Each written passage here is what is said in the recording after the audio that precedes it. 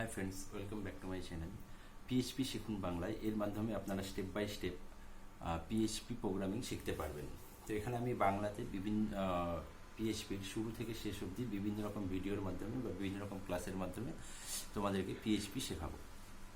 তো পিএইচপি শেখানোর জন্য আমাদের প্রথম প্রোগ্রাম আমি অলরেডি একটি বানিয়েছি, প্রোগ্রাম নয়, একটি প্রথম ভিডিও বানিয়েছি যেখানে পিএইচপি বেসিক্স নিয়ে আলোচনা করা হয়েছে এবং কি করে একটি প্রোগ্রাম আমরা প্রথমে লিখব সেটাও সেখানে দেখানো হয়েছে এবং পিএইচপি করতে গেলে কী কী সফটওয়্যারের রিকোয়ারমেন্ট আছে সেগুলো করা আছে।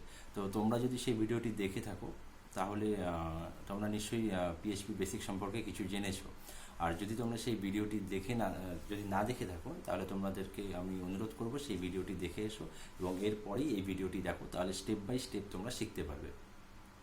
তো তোমরা যদি আগের ভিডিওটি দেখে থাকো তাহলে তোমরা নিশ্চয়ই জেনেছো যে পিএইচপি হচ্ছে একটি server side scripting language. Scripting ল্যাঙ্গুয়েজের মাধ্যমে আমরা সার্ভার সাইড থেকে ব্রাউজারে বা ইউজারকে কোনো রেজাল্ট পাঠাতে পারি। আর পিএইচপি ডকুমেন্ট আমরা সাধারণত HTML ডকুমেন্টের ভেতরে লিখে থাকি, অর্থাৎ একটি পিএইচপি ফাইলের ভেতরে আমাদের কিছু HTML স্টেটমেন্ট এবং কিছু পিএইচপি স্টেটমেন্ট থাকে এবং আমরা এই ফাইলটিকে .php এক্সটেনশন দিয়ে সেভ করে থাকি। একটি পিএইচপি ফাইলে বা HTML ডকুমেন্টে আমরা যে কোনো জায়গায় পিএইচপি স্ক্রিপ্টিং ল্যাঙ্গুয়েজ স্ক্রিপ্টগুলোকে ব্যবহার করতে পারি। তো এতটুকু ছিল বেসিক, যেগুলো আমরা এর আগের ভিডিওতেই দেখেছি।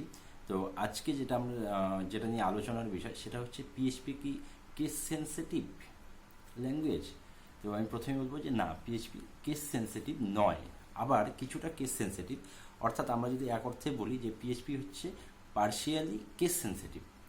যেমন পিএইচপিতে আমরা যদি কোনো ভেরিয়েবল ডিক্লেয়ার করি তাহলে সেটা কেস সেন্সিটিভ, অর্থাৎ সেখানে আমরা যা নাম দেবো, যদি লোয়ার কেসের নাম দিই তাহলে সেটা লোয়ার কেসে ইউজ করতে হবে, যদি আপার কেসে দিয়ে থাকি তাহলে সেটা আপার কেসে ইউজ করতে হবে, বা লোয়ার কেস আপার কেস যেভাবে মিলিয়ে আমরা লিখবো পুরো প্রোগ্রামে ঠিক সেভাবেই সেই নামটাকে লিখতে হবে।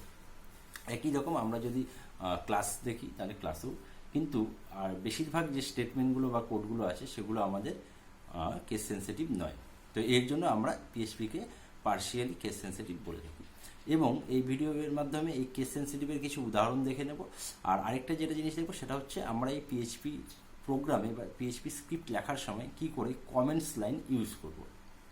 পিএইচপি কমেন্টস লাইন ইউজ করার আমরা দুটো প্রসেস এখানে দেখাবো। একটা হচ্ছে $/ ইউজ করে, আর আরেকটি হচ্ছে / এবং স্টার ইউজ করে, যেটা আমরা HTML ডকুমেন্টে করেছি।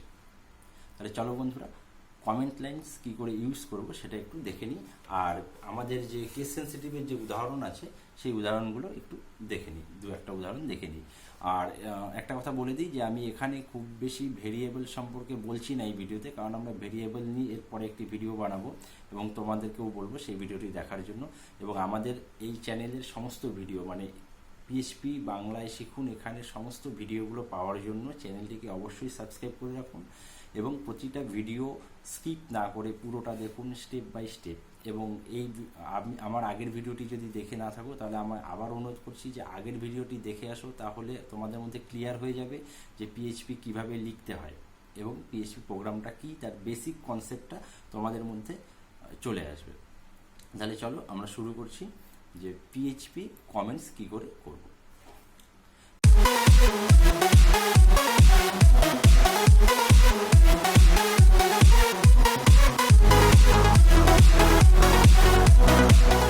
তো এর আগের দিন শিখেছিলাম যে কী করে একটি লাইন আমরা প্রিন্ট করে দেখাবো। তো সেই ফাইলটি আমি এখানে ওপেন করছি test1.php, আর আমি ব্রাউজারে সেই ফাইলটিকে ওপেন করে রেখেছি।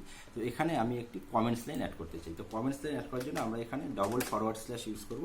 এখানে আমরা একটা কমেন্টস লাইন দিচ্ছি, কমেন্টস লাইন 1 দিয়ে এটাকে আমরা সেভ করছি। এবার এখানে এসে রিফ্রেশ করলে আমরা এখানে কিছু দেখতে পাবো না, অর্থাৎ এটা কমেন্টস লাইন হিসেবে কাজ করেছে। তো এবার আমি যদি চাই যে আমি মাল্টিপল লাইন্সে কমেন্টস দেবো, তাহলে একবার আমি / ইউজ করে যদি মাল্টিপল দিতে চাই, মাল্টিপল লাইন্স কমেন্টস, তাহলে কিন্তু হবে না। এবার দেখে নিই, এখানে আমরা একটা এরর পাবো, সেটা হচ্ছে এই তৃতীয় লাইনের জন্য। এবার একবার রিফ্রেশ করে নিই, এই যে এখানে দিয়ে দিয়েছে। তো আমি এই মাল্টিপল লাইন করার জন্য এখানে আমরা ইউজ করব /* এবং * *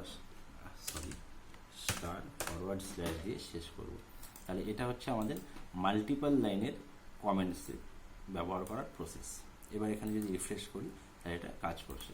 তো আমরা একইভাবে এই * দিয়ে লাইনের শুরুতে বা পুরো লাইনটাকে যদি আমরা কমেন্টস হিসাবে ব্যবহার করতে চাই তাহলে আমরা এই / ইউজ করতে পারি, এটা আমার চলে আসবে। কিন্তু আমি যদি চাই যে আমি লাইনের মাঝখানে কোনো কমেন্টস দেবো, তখন কিন্তু আমাকে এই মাল্টিপল লাইন্স কমেন্টসের প্রসেসটাকে ফলো করতে হবে। এখানে আমি একটা মাল্টিপল লাইন্সের প্রসেস দিয়ে আমি করে দিচ্ছি। এখানে লিখছি এক্সাম্পল, একই রকম এটা দিচ্ছি। এখানে আমি কোনো পাইনি, কোনো এরর আসেনি, অর্থাৎ এটা কাজ করেছে। কিন্তু আমি যদি এখানে এভাবে না দিয়ে / দিয়ে কিছু একটা লিখি, সেটা কিন্তু এরর চলে আসবে। তাহলে বন্ধু তোমরা দেখতে পাচ্ছ যে কী করে আমরা কমেন্টস লাইন ইউজ করবো। যদি কোনো স্টেটমেন্টের ভেতরে, মানে এখানে ইকো স্টেটমেন্টের ভেতরে যদি আমাকে লিখতে হয় তাহলে আমি মাল্টিপল লাইনের যে কনসেপ্ট আছে সেটা ব্যবহার করব। আর যদি আমি লাইনের শেষে বা পুরো লাইনটাকেই কমেন্টস করতে পারি তাহলে আমরা শুধু / ইউজ করলেই হয়ে যাবে। তাহলে কমেন্টস লাইন সম্পর্কে তোমাদের মোটামুটি ধারণা হয়ে গেছে। তাহলে এবার আমি যেটা দেখাবো সেটা হচ্ছে কেস সেন্সিটিভের একটা এক্সাম্পল। তো আমি প্রথমে ইকো স্টেটমেন্টের কেস সেন্সিটিভটা একটু লিখে নিচ্ছি। প্রথমে ইকো স্টেটমেন্টে লিখে নিই। এখানে দিচ্ছি টেস্ট ইকো, এখানে আমি বিআর দিচ্ছি পরের লাইনে যাওয়ার জন্য। এরপর একটা দিচ্ছি বড় হাতের ই, এখানে আমি ক্যাপিটাল এবং লোয়ার দুটোই ইউজ করছি। টেস্ট ইকো, আবার বিআর দিয়ে দিচ্ছি নেক্সট লাইনের জন্য। বিআর স্টেটমেন্ট ক্লোজ, বা এটা পুরোটাই ক্যাপিটাল দিচ্ছি। টেস্ট, এবার দেখে নিই যে এটা আমাদের কাজ করছে কিনা। স্টেটমেন্ট ক্লোজ, এবার এটাকে ফাইল সেভ, এখানে এসে রিফ্রেশ করছি। তাহলে এখানে দেখে নিই যে এটা কাজ করছে কিনা। তো টেস্ট ইকো কাজ করেছে, অর্থাৎ আমাদের এখানে কেস সেন্সিটিভের কোনো বিষয় নেই। তার মানে আমরা এই ইকো বা কোডগুলোকে যেভাবে খুশি লিখতে পারছি। তো কিন্তু আমি যদি কোনো ভেরিয়েবল ডিক্লেয়ার করি, যেমন আমি ভেরিয়েবল সম্পর্কে এই ভিডিওতে আমি খুব বেশি বলবো না, আমি জাস্ট অল্প একটু বলে নিই যে একটা ভেরিয়েবল ডিক্লেয়ার করতে $চিহ্ন ভেরিয়েবল নাম দিতে হয়। তো এবং আমি এটাকে একবারও এর একটা ভ্যালু দিয়ে দিতে পারি। আমি একটা 5 এর ভ্যালু ডিক্লেয়ার করে দিচ্ছি। এবার আমি এটাকে প্রিন্ট করব। এটাকে প্রিন্ট করার জন্য ইকো ভেরিয়েবল নাম var1, এটা কাজ করে কিনা একবার দেখে নিই। ফাইল সেভ রিফ্রেশ, এখানে 5 কাজ করছে। তার মানে কিন্তু এখানে আমি যদি এই ভির বদলে ক্যাপিটাল ভি ইউজ করি তাহলে দেখি এটা কাজ করে কিনা। সেভ রিফ্রেশ, এখানে কাজ করছে না। এখানে কি একটা এরর চলে এসছে, এখানে কি দিয়েছে আনডিফাইন্ড ভেরিয়েবল var1। তার মানে এই var1টাকে আগে কখনো ডিফাইন করা হয়নি অ্যাকচুয়ালি। তাই আমরা যে var1টাকে ডিফাইন করেছি সেটা কিন্তু সমস্তগুলি লোয়ার কেসে আছে। তো এবার এটাকে যদি আমি সব কিছু লোয়ার কেসে লিখে দিই তাহলে দিয়ে সেভ করেছি, এবার এটাকে যদি করি চলে আসবে। তো একটা জিনিস মাথায় রাখবে যে আমরা যখন কোনো ভেরিয়েবল বা ফাংশন না, যদি ভেরিয়েবল বা কোনো ক্লাস যদি আমরা ডিক্লেয়ার করি সেটা কিন্তু কেস সেন্সিটিভ হবে। কিন্তু আমাদের অন্যান্য যে স্টেটমেন্টগুলো আছে বা কোডগুলো আছে সেগুলো কিন্তু পিএইচপিতে কেস সেন্সিটিভ নয়। তার জন্য আমরা পিএইচপিকে পার্শিয়ালি কেস সেন্সিটিভ বলে থাকি। তাহলে বন্ধুরা এই ভিডিওর মধ্যে বুঝতে পারলে যে আমরা কি করে কমেন্টস লাইন লিখব এবং পিএইচপির কোন কোন জায়গাগুলো কেস সেন্সিটিভ। তো এভাবেই বাংলায় পিএইচপি শিখতে হলে এই ভিডিওগুলোকে কন্টিনিউ দেখতে থাকো এবং প্রথম থেকে শেষ অবধি স্কিপ না করে দেখো। আমরা এর আগের ভিডিওতে আবারও বলছি, আমরা এর আগের ভিডিওতে বেসিক কনসেপ্ট সম্পর্কে কিছু লিখেছি। তো সেই ভিডিওটা দেখে নাও, তারপরে এই ভিডিও দেখো এবং এর পরের ভিডিওতে আমরা ভেরিয়েবল সম্পর্কে আলোচনা করব। তো সেই ভিডিওটিও দেখতে থাকো। আর বাংলায় পিএইচপি শিখতে হলে এই চ্যানেলটিকে সাবস্ক্রাইব করো এবং ভিডিওগুলি ভালো লাগলে লাইক, কমেন্ট এবং শেয়ার করো। আমাদের পাশে থাকো, শিখতে থাকো। ধন্যবাদ।